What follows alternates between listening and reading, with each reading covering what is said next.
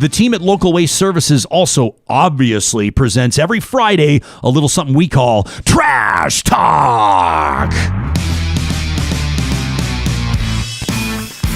All right, kids, put on the earmuffs. This is where you get to say what you mean and mean what you say. These are emails sent through the week to talk@ryanjesperson.com, like this one from Scott. Subject line just says, ugh. Scott says, is it just me or is it time we start voting for politicians who actually give a shit about us? He says, I was enraged by the UCP and that Aloha Gate scandal and how the premier brushed it off like it was no big deal. And now Senator Ted Cruz flees his constituents for Cancun during a time when his constituents are suffering. Rage, says Scott. At what point will people realize the moneyed elite couldn't give a shit about us? At what point do we stop allowing career politicians and snake oil salesmen who enter the political arena for their own good rather than our collective good? Enough is enough. And Scott says, I hope that there's a reckoning for these types in the next election. That from Scott. What about this one from Aaron, who says, I am now apparently on the side of Senators Batters and Plett. I don't know how often I've ever been before or ever wanted to be on their side. As a matter of fact, I do, says Aaron, 0 times 0. As a matter of fact, I've often wished neither were in the Senate until today.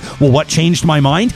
Bill C-7. She's talking about medical assistance in dying. It passed because it's easier to give an out option when it comes to marginalized people as opposed to paying for meds or housing or supports. MAID already existed. Now it's going to be a tool to remove society of the unpalatables, the hard to fund, the terribly inconvenient people who happen to have disabilities or difficult conditions who can't access them because they're so hard to access or afford. Whittled down to unlivable lives. It'll take less time to get made than adequate supports, and the Senate just agreed it to a reasonable, if not optimal, solution. This was never a debate about choice in dying. It was a debate about the supports we offer to the most vulnerable, and we fucking took the bait that it wasn't about that, says a furious Aaron. Thanks for your email, Aaron. How about this one from Paul, who says the fact that the government of Alberta and AHS is using my tax dollars to take Fort McMurray to court over 911 dispatch really pisses me off. As clearly demonstrated on Real Talk through interviews with mayors and fire chiefs across Alberta, this is rot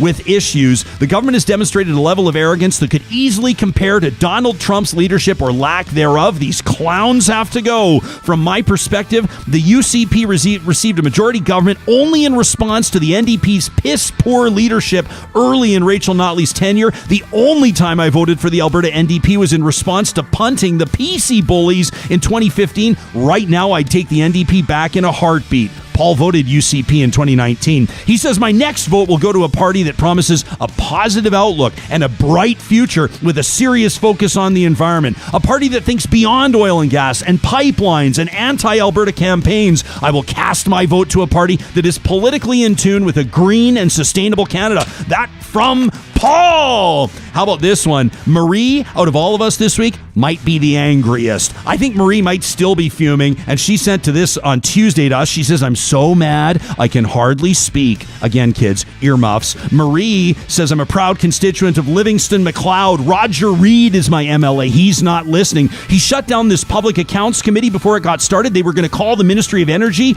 and the Alberta Energy Regulator to appear before it to answer questions about coal mining. This government is so scared of pushback they're getting right now from the people they can't even discuss the concern. This is not a democracy, says Marie. This is the closest thing we've ever seen to a fascist regime. I'm sick of the way this government just closes its ears to the people. I don't usually support violence, but boy, I would love to say, fuck you, Roger Reed, and fuck the UCP. That from Marie in Livingston McLeod. And this final one from Tyler, who says Albertans are starting to recognize they're being managed by a carpetbagger, a snake oil salesman, a guy that thinks that beta's going to make a comeback. I'm glad that platforms like Real Talk are engaging people and exposing people to the real issues facing Albertans and Canadians. So kudos to you and your team. That from Tyler. Kudos to you, and kudos to everybody that took the time to send us an email to talk@ryanjesperson.com. Blow off a little steam this weekend. Spend some time with your loved ones, and we'll talk to you live Monday morning at 8:30 Mountain Time.